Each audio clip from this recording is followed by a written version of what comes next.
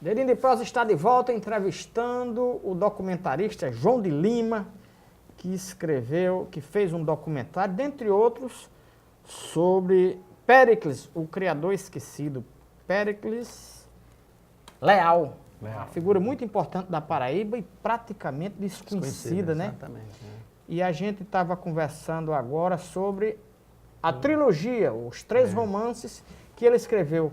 Esses romances foram editados, publicados, fizeram sucesso, desapareceram, existem, como é? É assim, o Caminhos da Nação e o Caminhos da Narragonia são 2 livros que trabalham com esse imaginário do cangaço No Nordeste. aqui no Nordeste, especialmente Brejo e Sertão.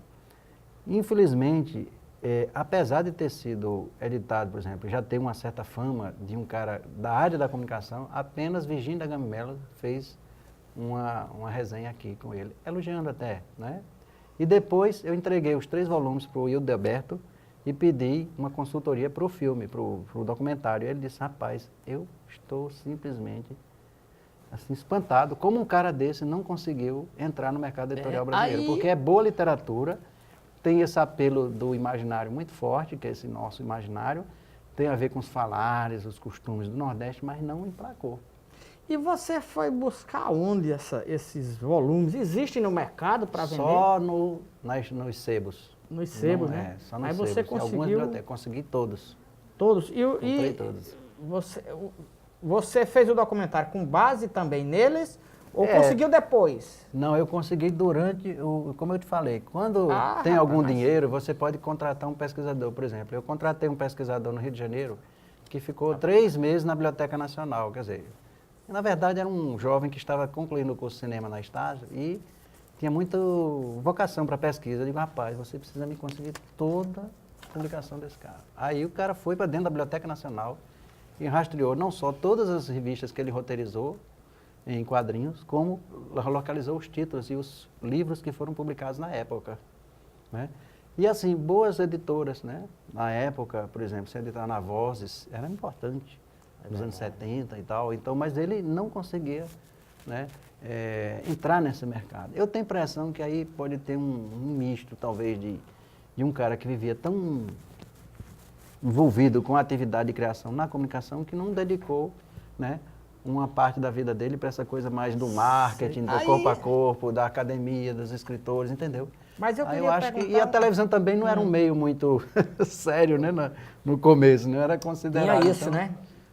não era E eu queria perguntar o seguinte, como é que uma figura tão importante dessa, de família importante no mundo da comunicação, como José Leal, uma referência, José Leal, exatamente. Teócrito Leal, Will Leal, Willis Leal. e ninguém nunca ouviu falar. Eu estou nesse meio há vou fazer 38 anos, ouvi falar agora em Péricles, porque assisti o documentário na TV Cultura. Como é que se explica isso? Será que não houve um silêncio? É porque ele saiu muito cedo ou botaram uma redoma de silêncio em torno da história desse camarada?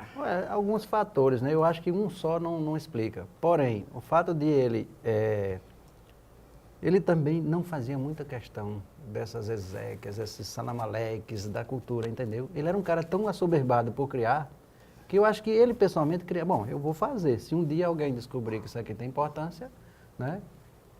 Alguém vai fazer alguma coisa, mas em vida, realmente, tirando a Folha de São Paulo, que fez uma matéria de página inteira no dia em que foi ao ar uma adaptação de uma história chamada Os Homens Querem Paz, que tinha sido premiada em Nova York.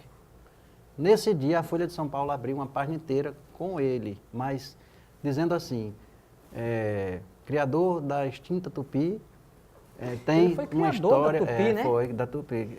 E como terminou a história dele, a vida dele, onde ele morreu? Rapaz, é uma coisa muito curiosa. Primeiro porque eu fiquei super entusiasmado, porque eu adorava Carga Pesada, né? A série Carga Pesada, quando eu estava correndo aquele letreiro de apresentação, roteiro, Péricles Leal. Pô, eu achava demais, né? Eu consegui uns 3 episódios que ele era roteirista, né?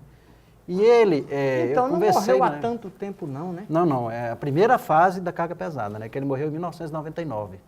Porque depois teve eu não sei até se o caminhão novo comprado. 99 para mim é ontem. Tem esse detalhe também, É né? curioso demais isso. Então, assim, eu acho que uma das explicações, primeiro, é o status que tem os criadores de televisão. Vários fatores que podem levar a gente a um entendimento. Primeiro, ele não era um cara que desse muita bola para esses rituais, esses salamaleques da cultura. Não era. Ele era tão assoberbado de trabalho, principalmente quando ele escrevia os capítulos de novela, que ele não tinha tempo de respirar. Ainda hoje o cotidiano de quem escreve novela é uma coisa insuportável, quer dizer, um trabalho tão estafante que o cara tem que tirar um tempo depois para deixar os personagens se apagarem e voltar daqui a 3 meses e começar a escrever de novo. Então, ele faleceu, eu inclusive estive na casa dele, ele tinha uma casa de campo em Petrópolis, e antes de falecer ele recebia os textos para dar opinião dos jovens autores de textos da Rede Globo. Então era uma espécie de...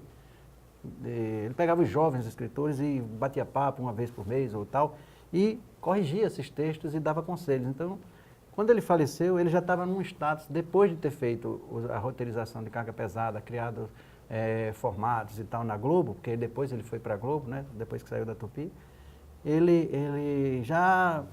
uma espécie de dar conselho, entendeu? Os jovens criadores, por exemplo, entrevistei Luiz Fernando Carvalho, né? Então, Luiz Fernando Carvalho me disse, olha, realmente era um cara que tinha que ser resgatado urgentemente, porque ele não só tinha essa ânsia do Nordeste, de mostrar para o mundo esse caudal cultural, como ele era um cara muito bom em técnicas de adaptação de Shakespeare, por exemplo. Né? Ou seja, era um criador que qualquer estação de televisão queria ter. Por quê? Porque um cara que produzia muito e vazado em técnicas atualizadíssimas de atualização, de adaptação de mídias, o que hoje a gente chama transmídia, né? Tira de uma mídia livro, passa para mídia televisão, passa para o jornal. Então ele tinha essa habilidade. Então eu acho que são vários fatores. O fato, principalmente, eu acho que inclusive aqui na Paraíba, e aí pensando no nosso circuito, né? Você tem, por exemplo, o curso de comunicação e de cinema são recentes, de 30 e poucos anos. Então, ainda não tem aquela maçaroca de informações que, né? Agora que a gente ainda está descobrindo esses ícones e esses edificadores, esses criadores dos caminhos, né?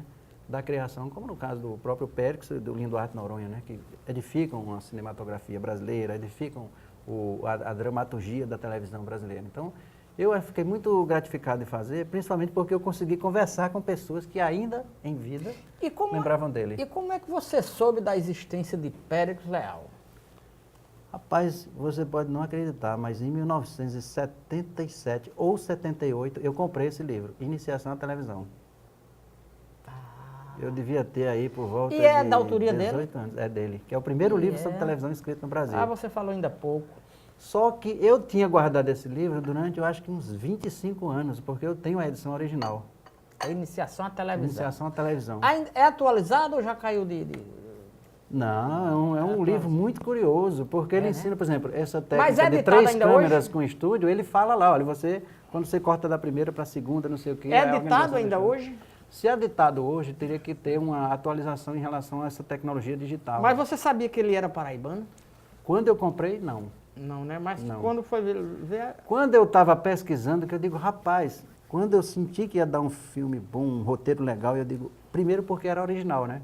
Inclusive tem uma curiosidade que das 5 pessoas que estavam na comissão julgadora dos roteiros que foram recebidos para dar o prêmio, 4 nunca tinham ouvido falar dele, jamais. E depois eu até conversei com o pessoal. Né? Só o Linduarte que conhecia, porque até pela vivência, de ter sido amigo, mas primeiro que era um julgamento anônimo, né? Os jogadores tinham que dar nota nos roteiros e anonimamente escolher qual era o melhor. Então, o Linduarte, eu acho que até na comissão deve ter falado alguma coisa, não, esse cara eu conheci e tal, realmente é uma espécie de, né, você tirar assim, de uma, eu diria que é como o cara que está garimpando, né? Quando sobe aqui que joga para cima, vem uma pepita, então é ali que nasceu uma boa história.